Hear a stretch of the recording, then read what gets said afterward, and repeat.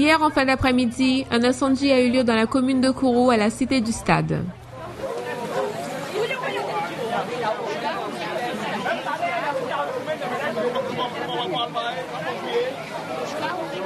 Un immeuble d'habitation de type jumelé 100 étages a pris feu.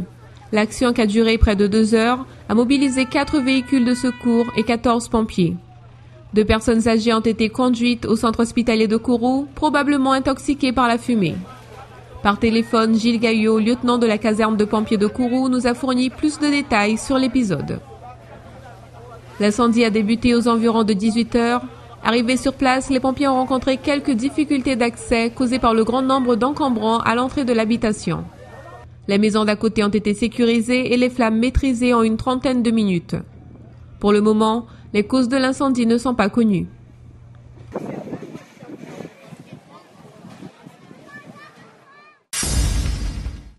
Jean-Victor Castor mène une liste à Matoury pour les municipales de mars prochain. Hier soir, accompagné de ses colistiers, il présentait ses projets pour la commune à plus d'une centaine de personnes. Matoury la dynamique, c'est le slogan de M. Roumiac. Mais ce slogan-là, il est mort-né parce qu'il dit que la commune est passée de 2500 habitants à 25 000 habitants. Mais la commune de Rémière-Montjoly aussi a augmenté sa population. La commune de Saint-Laurent a explosé, les communes du fleuve. C'est toute la Guyane qui est en train d'exploser démographiquement. Donc ce n'est pas l'action politique du maire de Matoury qui a fait que les gens viennent s'installer à Matoury. Non, c'est une dynamique générale. Par contre, ce qu'il n'a pas su faire, c'est anticiper. Ce qu'il n'a pas su faire, c'est organiser. On comprend que dans certaines communes, ce soit difficile parce qu'il n'y a pas d'assiette foncière. Mais à Matoury, en fait, à partir du moment où on a une perspective qui est une perspective personnelle, forcément on arrive à l'échec. Si on a une vue collective pour les intérêts collectifs, il n'y a pas de raison qu'on ne réussisse pas.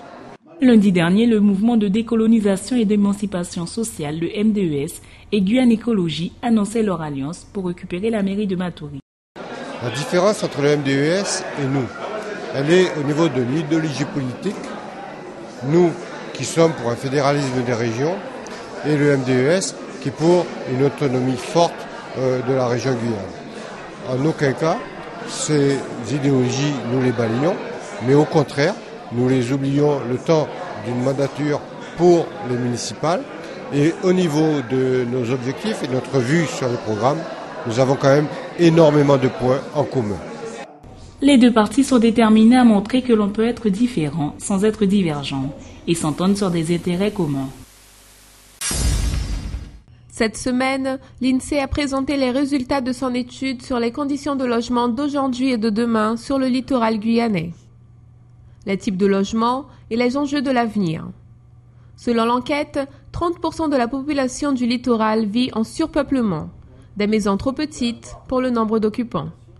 D'après les réponses obtenues, la moitié des familles souhaitent changer de logement et 20% se disent insatisfaites de leur habitation. Avant, ce qu'on peut voir, c'est que, notamment dans le parc privé, on construisait essentiellement de la maison individuelle, et donc ce qui conduisait notamment à de l'étalement urbain, et que via les mesures de défiscalisation, une émergence du collectif privé s'est observée aux environs à partir de la mi-année 2000. Concernant le logement social, on voit que le logement social maintenant se répartit mieux. Avant, il était essentiellement concentré sur Cayenne, Matoury et Kourou, qui recensait 80% du parc de logement social. Maintenant, on voit que les gros programmes se font à Macouria, à Saint-Laurent-du-Maroni et à Rémière-Montjoly. Selon les projections de l'INSEE, en 2040, la Guyane aura près de 570 000 habitants. Il faudra donc tripler le nombre de logements du département pour répondre aux besoins de la population. Construire entre 140 000 et 160 000 logements en 30 ans. Actuellement, 3 700 nouveaux foyers sont construits chaque année.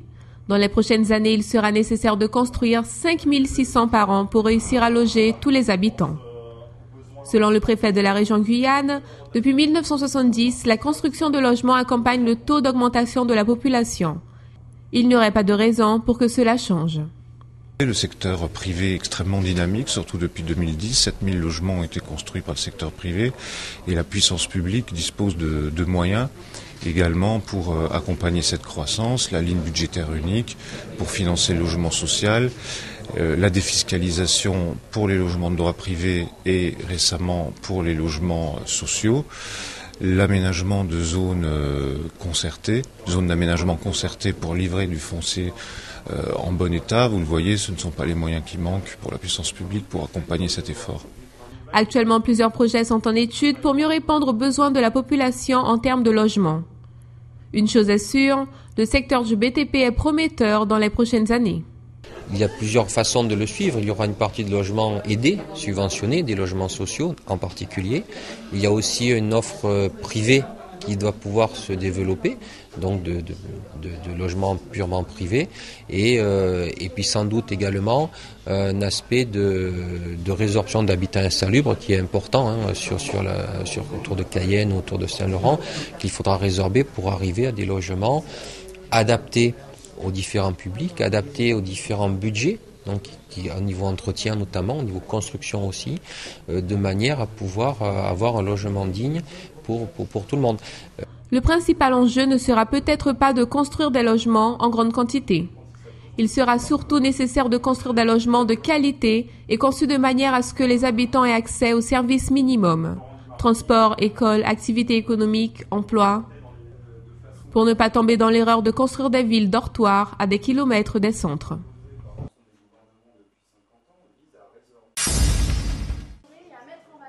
La Fondation du patrimoine, grâce à son partenariat avec des entreprises, a créé en 2012 le Club des entreprises partenaires du patrimoine anti-Guyane, le CEPAG. Depuis décembre 2012, ce club apporte son concours financier à des projets de sauvegarde et de valorisation du patrimoine matériel et naturel des Antilles-Guyane. L'enveloppe d'aide du CEPAG s'élevait cette année à 7 436 € pour la Guyane. Cette somme a été attribuée à 2 projets. Le projet de sauvegarde du milieu naturel des prix de Yili à Sinamari et le chantier d'insertion du CHAM sur les îles du Salut. La Fondation du patrimoine est un acteur très important au niveau national pour la réhabilitation, la conservation du patrimoine bâti. En Guyane et aux Antilles, puisqu'on est sur une délégation Antilles-Guyane, nous intervenons avec le soutien d'un certain nombre de partenaires et notamment des entreprises. Les entreprises qui ce soir organisent cette rencontre pour pouvoir contribuer et remettre des dons à des projets qui ont été retenus par elles. Ces projets ont été sélectionnés par les entreprises, dits mécènes, en tenant compte de l'image qu'elles peuvent donner et de l'utilité du projet pour le développement économique. Les entreprises ont été sensibles à la solution plutôt innovante du projet de sauvegarde du milieu naturel des prix de Yili à Sinamari, qui consiste à contrôler les espèces végétales invasives tout en prenant en compte la problématique de la protection environnementale. La restauration des prix d'Yili, c'est un sujet qui me tient à cœur depuis longtemps. Ce marais sans herbe. Et nous avons eu au service environnement de Sinamari l'idée d'acquérir cette machine justement pour le maintien du marais et pouvoir l'ouvrir au tourisme et y faire du développement. Ça fait 4 ans qu'on est dessus. On a plusieurs partenaires qui nous ont bien aidés, comme le FEDER, l'Office de l'eau, le Conservatoire du littoral et la Fondation du patrimoine. Et dans ce cadre-là, la Fondation du patrimoine a vraiment apprécié notre projet et nous reverse cette aide miraculeuse. Le chantier d'insertion du CHAM sur les îles du Salut pour la restauration des constructions en pierre de taille et des cellules des îles Royales et Saint-Joseph. L'opportunité de contribuer à l'insertion de jeunes en difficulté. Ce chèque, c'est la reconnaissance du travail que fournit l'association CHAM avec les partenaires guyanais dans le domaine donc à la fois de la préservation du patrimoine, mais également de l'insertion des jeunes. Au travers des chantiers qu'on réalise en Guyane, notamment pour le moment avec le concours du CNES aux îles du Salut, on contribue à la formation des jeunes dans les métiers du bâtiment et de la préservation du patrimoine. La Fondation du patrimoine rayonne sur les Antilles-Guyane et de plus en plus d'entreprises mécènes adhèrent.